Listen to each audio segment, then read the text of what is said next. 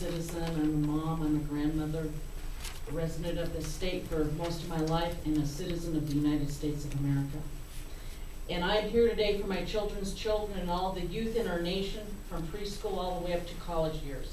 Our youth have a God-given right as citizens of the United States of America to know the true history of our nation and about the great people who took many risks to stand for righteousness and moral clarity and sacrificed much to protect and honor our country and to keep our republic intact as it was originally intended. I have reviewed the AP History course developed by the College Board and being evaluated by the Colorado Board of Education for use in our schools.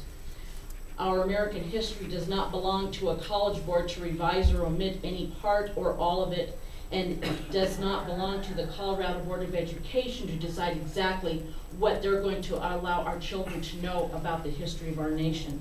Our children are not wards of the state for indoctrination of a particular worldview and ideology of a group of people. And unfortunately, the education system has swayed far to one side concerning ideology and what they want our children to learn. Our American history is the facts and accounts as they happened in our great nation and are passed down through the generations through our history books and by those who experienced it, of the founding of our nation and our forefathers, the battles fought and blood shed for us to develop into and make us a great God-fearing nation of freedom and American exceptionalism. Our American history belongs to us and our descendants. It does not belong to academia. I do not trust academia. They hire people like Ward Churchill, who spewed his hate to the students in his classes, in his college classes. Bill Ayers and Bernadine Doran, who terrorized our nation. Then they hid from the FBI for 10 years, and then they're hired as college professors and given tenure. I don't trust academia, I'm sorry. I don't trust them to put, the lives of our children and their education into their hands and let you be the ones who decide what our children are going to learn. My dad, 84 years old, fought in the Korean War. He's told his kids and grandkids the stories of when he served his country. He proudly gets out the pictures of his Navy days. He gets tears in his eyes because of the honor he had in serving our nation. He is one of millions of Americans who have served our great nation and fought in wars and sacrificed much for all of us to have freedom.